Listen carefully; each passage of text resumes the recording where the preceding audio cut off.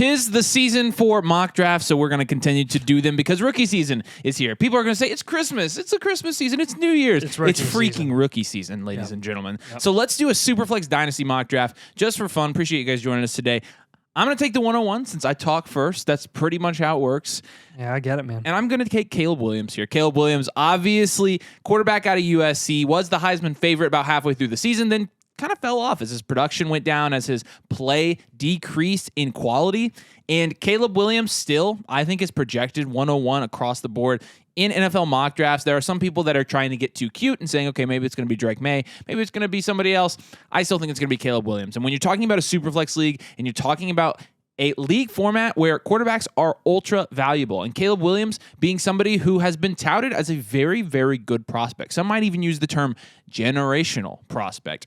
Would I use that term? I don't know, but I do know Caleb Williams, if he's the first pick in the NFL draft, he should be going 101 in Dynasty Superflex leagues. And so I'm going to take Caleb Williams here. I'm going to bank on Caleb Williams' talent, and I'm going to bolster my QB room with this pick. Yeah, so at the 102, because of that, I'm going to take Marvin Harrison Jr. A lot of people are swearing by Marvin Harrison going at the 101 ahead of Caleb Williams, ahead of everyone else in this class. Yeah, it's completely understandable. They're both in the S tier in our opinion. I completely get it. But again, when you're talking super flex leagues, which is becoming very standard in Dynasty Fantasy Football, you generally want to favor those quarterbacks that have really great draft capital and a lot of upside. But Marvin Harrison Jr. at the 102, if you're getting him there, you're absolutely thrilled, absolutely happy. I don't have to tell you about his pedigree and what he's done at Ohio State. Everyone knows it at this point. He is amazing. Yes, he is. And then I'm going to take Drake May at the 103 because, like I said, we're playing in Superflex leagues here, and each of the mock drafts that I've seen in the last couple of days when I've looked through them still has Drake May going top 3. A lot of them have him at the 102. Yeah. So if he really is the 102, you're talking about two quarterbacks similar to last year's draft where we had Bryce Young and CJ Stroud go at the top 2 picks. This is going to be the same thing with Drake May and Caleb Williams, except some people would say that this quarterback class is a little bit stronger. I don't know. Overall, I would say it's more well-rounded, but with Drake May, if he gets 102 draft capital, he's going to go in the top 3 picks in Dynasty rookie drafts, or he should. So I'm going to take Drake May here. I'm going to bank on the draft capital and the insulation that draft pick would give him for years to come in Dynasty. And again, playing in the Superflex leagues, got to take the quarterback. I like Drake May here. Yeah, and I'm going to ride with Malik Neighbors next at the 104. He is, some people, again, are bold enough with Malik Neighbors putting him on the same level as Marvin Harrison Jr. There's others that are like, hey, should I trade up from the pick where I'm basically guaranteed Malik Neighbors to go pay up and get Marvin Harrison Jr.? And honestly, we're advising people no, because Malik Neighbors is a really good wide receiver in his own right, and it's not worth paying the premium price to get another wide receiver whose ceiling is really just as high as Neighbors is, and you're getting Neighbors at a cheaper price. So we love him as a prospect coming out of LSU. Obviously, really reaped the benefits of playing with a Heisman Trophy winner in Jaden Daniels, who is a great passer of the football as well as a runner of the football. But look, at the end of the day, I think his talent speaks for itself, and he's pretty much a bona fide, in my opinion, top 12 or top 12 NFL pick. Yeah, I think. Yeah. So speaking of top 12 NFL picks, I've seen a couple mock drafts now where I've seen Jaden Daniels go in the top 12 in the NFL draft. If that does happen, and since this is a mock draft and not a rankings video, I'm going to entertain those who say that Jaden Daniels should be higher than what we have him ranked, those who say that he could get top 10, top 15 NFL draft capital. I'll take Jaden Daniels here at the 105. Yes, Rome Odunze is very tempting here, as well as Emeka Egbuka. However, if Jaden Daniels really does get the draft capital that people are thinking he might get, he's going to be maybe picked higher than this in Dynasty Superflex leagues, and he should be. You're looking at the type of quarterback that he is with rushing upside in fantasy football. That means a ton. The problem that we have with those guys sometimes is, you see them go in the second, third round. They don't necessarily have a starting job in the NFL locked up for years to come. If Jaden Daniels got top 10 or 15 NFL draft capital, I mean, that's pretty insulated. And with the rushing upside and with the talent with his legs, I mean, I just don't know how you can't take him in the top 5 picks of Dynasty Superflex League. So again, this is a mock draft. This is not a rankings video. You've watched our rankings video. We have him in the 7 to 8 range typically. but I'm going to take him here just because a lot of you guys think that he's going to go that high. A lot of you guys are very high on him.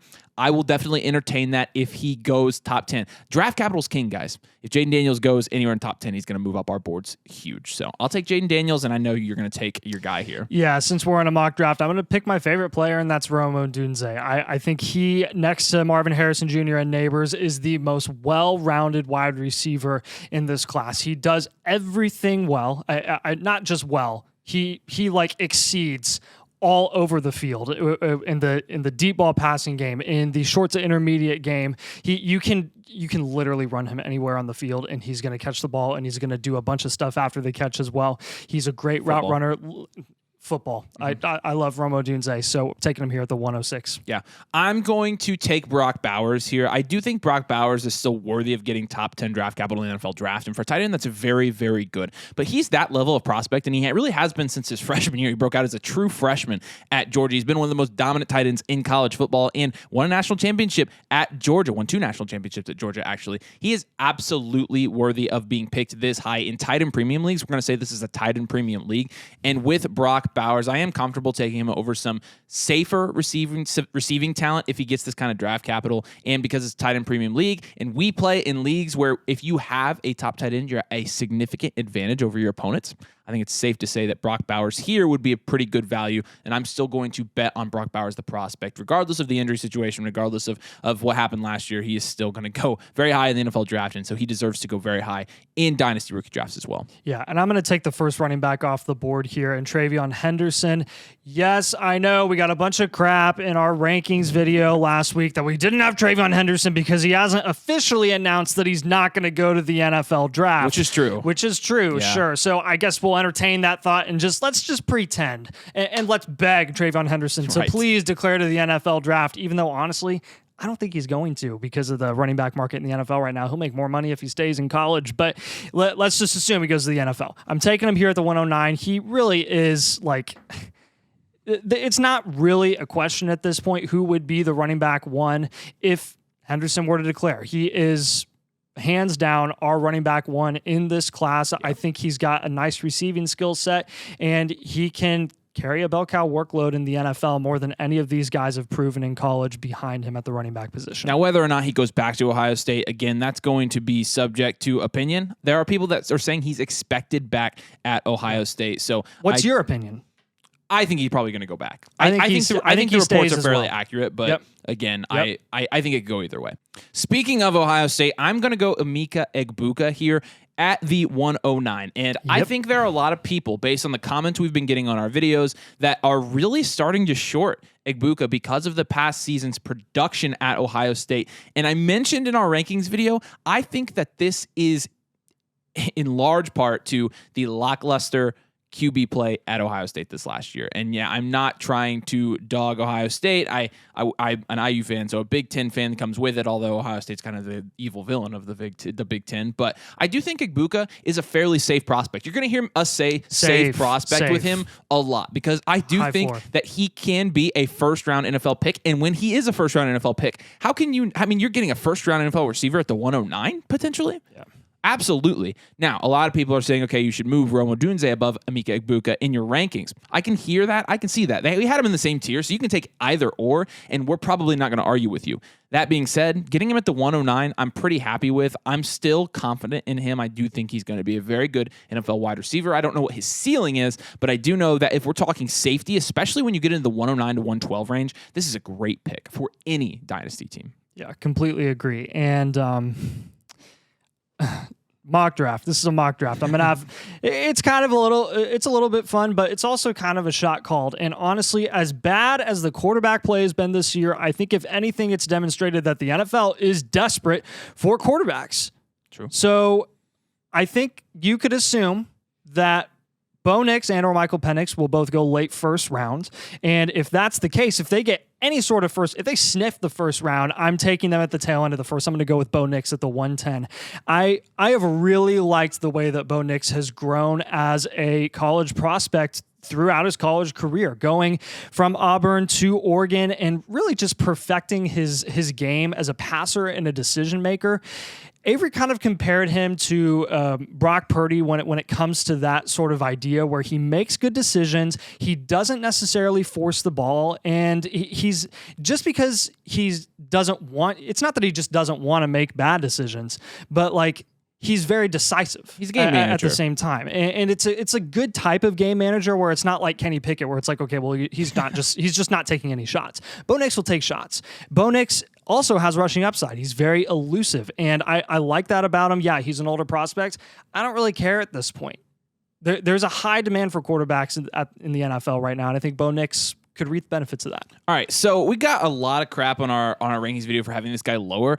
I'm gonna throw a curveball here, and I'm going to take Troy Franklin. A lot of people are really, really high on Troy Franklin from what I'm reading from our viewers. So because of that, I'm going to put Troy Franklin here at the end of the first round because in some mock drafts that I have looked at, I have seen him get first-round draft capital in some of them. So if it's even possible that he can get first-round draft capital, it's absolutely possible that he could go in the first round of Dynasty rookie drafts. So naturally, I think we should be talking about him being in this 110 to 204 range, probably leaning more towards the beginning of the second round. But again, if he is the receiver that some of you who have watched a lot of film on him say that he is, I'm going to trust you guys. I mean, you guys know what you're talking about. We have a lot of very smart and educated viewers. So I'm going to put Troy Franklin here at the 111. I'm going to take him, obviously, highly productive with Bo Nix last year. But it'll be interesting to see how that translates to the NFL.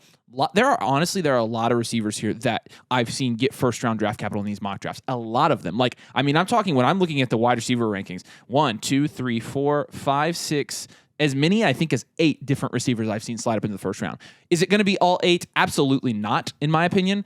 But which ones do is kind of wide open. I mean, you really only have maybe 3, maybe 4 locks, and then there's 4 fringe guys that could go in the first round. Troy Franklin is one of I cannot say his name. Troy Franklin is one of the guys that is a fringe guy in my opinion. So I'll take him here at the 111, and I'll ride with the rookie wide receiver value law, where that they really keep their value very well in their first year. So okay, well I'm going to go with Xavier Worthy here. Very excited about taking him here at the 112.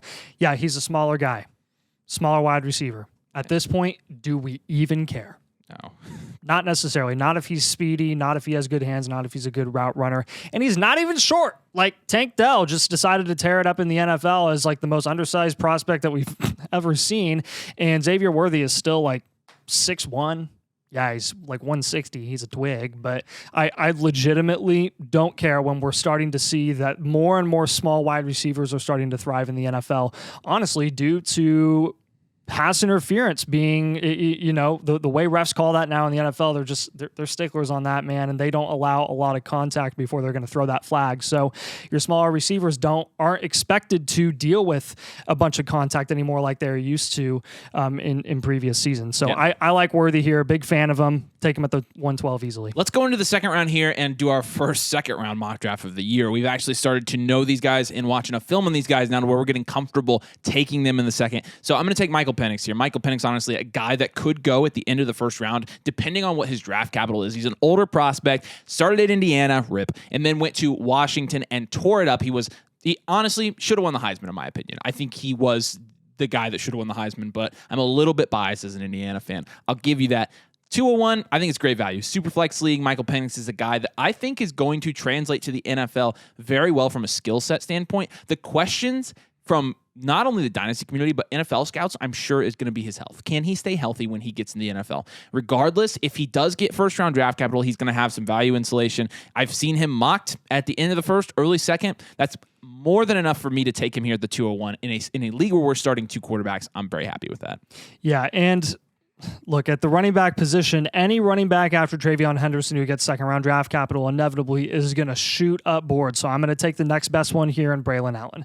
We both are big fans of really any Wisconsin running back, but it's like RBU there. Braylon Allen is just a very well-rounded running back. Yeah, he didn't demonstrate a ton of receiving upside in college, but neither did prospect before him and Jonathan Taylor, who ended up actually having some nice receiving skill set in the NFL. Braylon Allen, again, he's one of those bruiser running backs that you can probably count count on potentially carrying a bell cow workload in the NFL if you are expecting him to wherever he goes. So if he gets second round draft capital, and again, that's a huge if with any of these running backs, I'm just calling my shot on Braylon Allen. I think he's going to be one of those guys that gets day 2 draft capital, and I like him. I'm going to go Keon Coleman next. A lot of people believe that Keon Coleman could get top 20 NFL draft capital. Yes, sir. With the size and the athleticism. Yep. And I just have to say on camera for the first time, I'm not totally sold on Keon Coleman yet. And a lot of people on our team are sold on Keon Coleman. So I'm definitely kind of on an island with this opinion. But I do think there's something to be said about the recent trend of bigger body NFL wide receivers that come in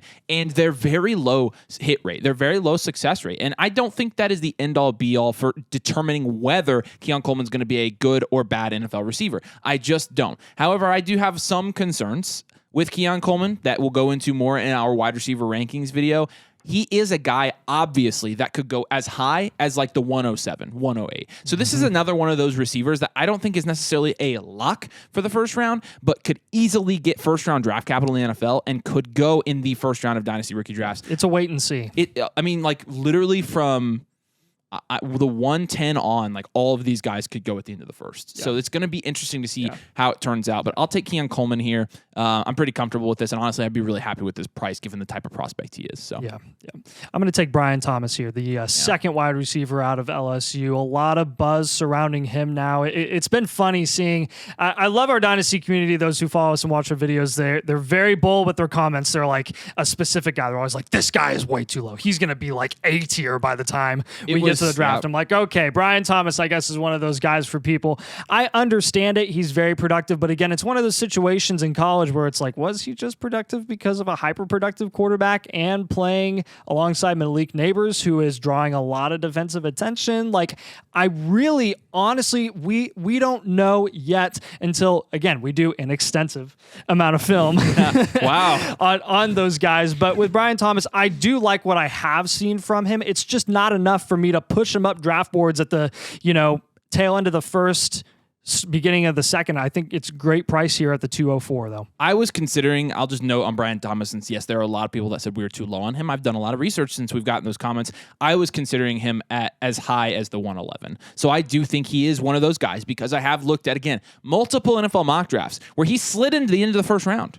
If he gets first round draft capital, he'll probably go higher than this. Yeah. It's not can he? It's which of these receivers do. And those receivers are going to be the ones that jump up into the 110, 111, 112 range. At this point, I wouldn't say anything from like the 201 to the 205 is an insult to any of these prospects because so far in the top 16, these players that we've drafted in this mock draft, any of these guys could go in the first round. We really like literally all of these guys. So again, this is more just for fun because it's a mock draft. But Brian Thomas is a guy that could go in the first round of NFL drafts and a Dynasty rookie mock draft. So I agree with you guys on that. Let's jump down. I'm going to go. I haven't looked ahead. Crap. Do I take a running back? Running back?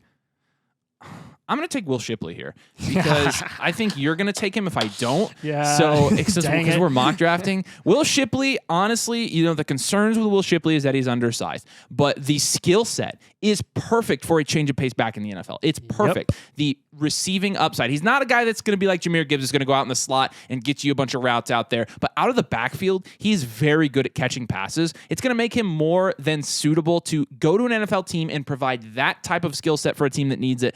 I think it's valuable, and I think it also comes along with some pretty decent production. Now, Will Shipley, a guy not going to get first-round draft capital in the NFL, I don't see him jumping up here. So this is probably where the cutoff is at the 205. These guys are probably going to be second-round Dynasty picks, unless, of course, we're dead wrong on something, which is very possible that we're dead wrong, and the draft capital speaks for itself. But does Will Shipley scream Sean Payton to you?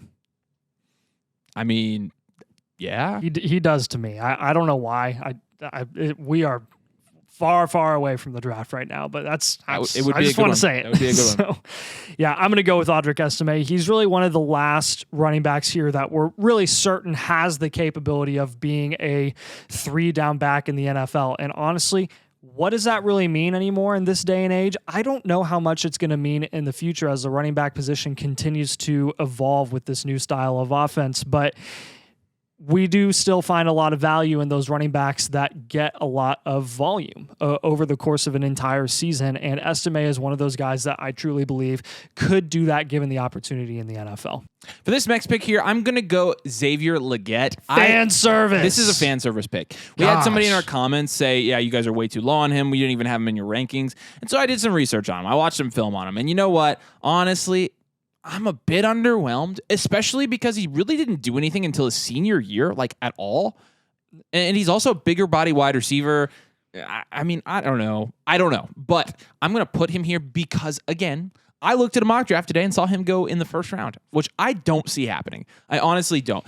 But again, these rankings, these mock draft selections are tentative until we get A, combine results, and then B, draft capital. Those two things can completely change our opinion on somebody. And they did with somebody like Jaden Reed last year, who we were just like, yeah, Jaden Not Reed, Jonathan Mingo, though. We saw right through that. We saw through we that knew one. Frank. That one was easy. That was a Frank Wright pick. But yeah. Legette is he's one of those big body wide receivers that the dynasty community just gravitates towards, regardless of breakout age, regardless of situation. Like he's been productive this year. He's been great again as a senior, maybe even a fifth-year senior. I'm not for sure on that, but he's got some nice contested catch ability. He's not the best route runner ever. He's I don't know. He's just a big body guy. Like people just like that in dynasty. So I'm not sold on him quite yet, but at the 207, you're taking shots here anyways, shots in the dark. So I'm going to take Jalen McMillan. I know.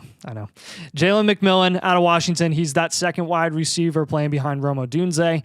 I think he's a very, very talented wide receiver in his own right. I think he does a lot of things well, and he's a great... He has served as a deep threat in Washington when he was healthy this year. I thought it was really nice to see that, but he also does...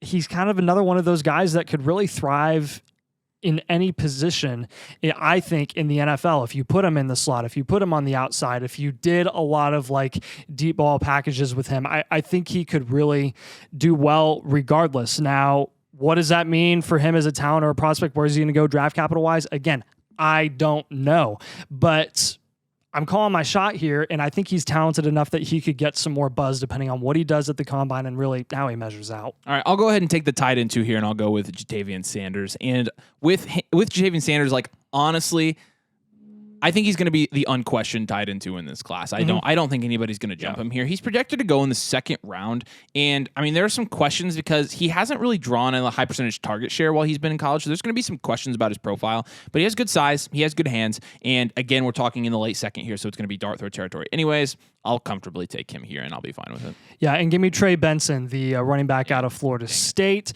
He has been great. There's an argument that you could have Trey Benson. I mean, there's a chance that Trey Benson just skyrockets up boards, goes tail end of the first eventually because of his draft capital. I absolutely see that being a possibility. I like his skill set. I liked what he showcased at Florida State. Honestly, what he did this year was a bit underwhelming compared to what we expected really going into 2023. But at the end of the day, I still think I still think he has a really good chance at being drafted high. I'll take Bucky Irving here. Again, I'm going to take these later round running backs in the second round. I could see him getting day 2 draft capital or second or third round. Probably projects more of a day 3 guy, in my opinion. But again, at this point in time, it's hard to know. So I'll take a running back here in Bucky Irving. Yeah, I'll close it out here with Marshawn Lloyd. So this guy just accepted a Senior Bowl invite, what I heard. He is a running back out of USC, and he's averaging 7 yards per carry. There you go. But he's undersized, so that's why he's going late here. All right. Again, early mock draft, so not our rankings. We are not ranking these guys in this video, but it is fun to go through and mock these guys and look at all the different places these guys could fall come April, come May when we're actually doing these drafts. So if you enjoy Dynasty Fantasy Football, if you play Dynasty and you enjoy rookie content and you're trying to get an advantage over your league mates when it comes to scouting and drafting rookies, make sure you subscribe to the channel. Make sure you drop a like on this video as well. We'll do more of these mock drafts. The more likes we get, we know these videos are popular when we get those likes. So make sure you like the video. And then also also head over to flockfantasy.com/domain. The link is down in the description. When you head over there, you can get in our Discord, which is the best asset, in my opinion, you get over there, because you're able to not only chat with our entire community, but chat with us on as much as a day-to-day basis. We have people that are message us every day in so many Dynasty leagues that want advice, and that's what we're here for. That's what we're available to do. So you want to get on our Discord. You also want our rankings and our articles, our exclusive videos, and also if you choose the Mother Flocker tier when you sign up, you get one of these, which is a team blueprint. It is a multi-year plan for your Dynasty team, whether you are just starting or you are in a Dynasty team build where you're like, I have no clue what to do. This thing is designed to help you figure out a plan, and a plan for multiple years. So you get one of these when you sign up for the Mother Flocker tier on flockfantasy.com/domain. Again, the link is in the description, so follow that link, sign up with code domain, choose the Mother Flocker tier, and you get a team blueprint. Appreciate you guys joining us today. We'll see you later.